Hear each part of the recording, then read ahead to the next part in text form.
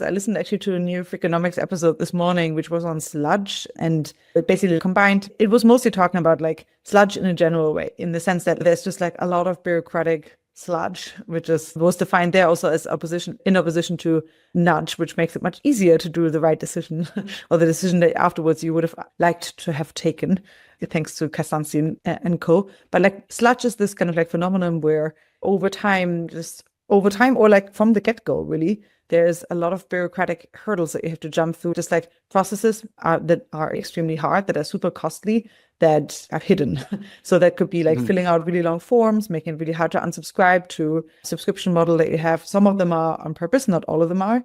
I was really like interested in that because you've also kind of written or at least alluded to the fact that it's not necessarily that progress is slowing down only because ideas are getting harder to find, but it's also that this kind of like bureaucracies are possibly getting just much more heavy, risk averse.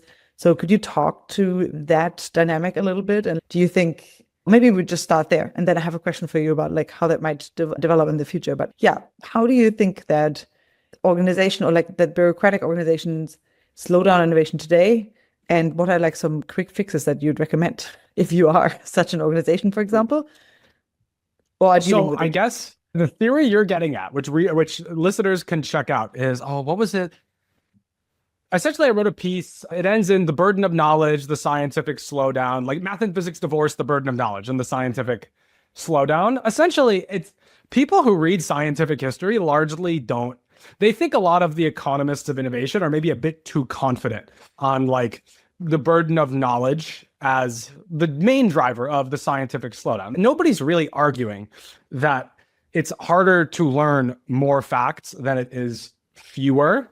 But what they would say, so there's a lot of like scientists, like early progress studies folks, et cetera, who would note that like in mid-century physics or something of that sort, in the 1950s, like the average citation in the Physical Review was apparently like 18 months, and they were having to learn to cite letters and things of that sort. And this is 10, 20, 30, 40, 50 years post like a lot of these early physics discoveries, where like a lot of people, if you were like purely following the burden of knowledge hypothesis, would say, it will only get harder.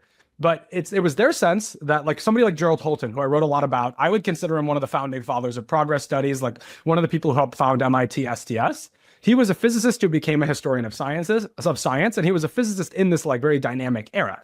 And something he would say, and I think the oral history evidence from people like Warren Weaver, Richard Feynman, et cetera, like a lot of people who were greats for decades across that era would agree, is, we have this really good system of when we create new branches, the really young people are incentivized to hop on them at 24 and attempt to make their career.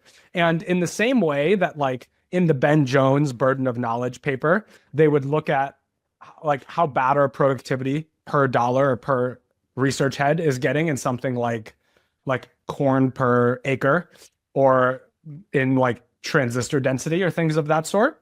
He shows a similar graph, and it's particle accelerator speed power. I forget which. And essentially it's log y-axis, and it's just a straight line. So it's going up exponentially, but then they have a separate graph where they break it down and they say what's happening.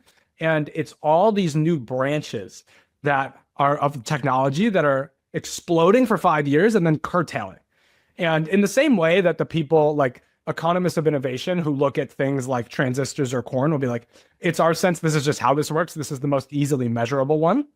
Holton would say, you could say his theory fits within the burden of knowledge hypothesis, which would say it is harder to learn more facts rather than fewer, but that's within branches, and scientific branches, new branch creation and sustaining them as long as you can and using them to create more branches, like is what drives explosive scientific productivity growth. And so people like Holton, when he gives advice in the 1960s, he says, it's very clear, and to him, it's very clear the era of the department is over. Everything's going to work like the MIT Rad Lab or something like that, where like maybe you have core fields, but like the research happens in integrated units and you keep spinning up new ones as it goes. And we're going to be very eager to give funds to people who are looking to hop on new branches, because that's where the exponential growth happens. We've seen precisely the opposite, because I guess post 1970s, 1980s, research has become a lot more bureaucratized in the US. And I talk more about this in the piece.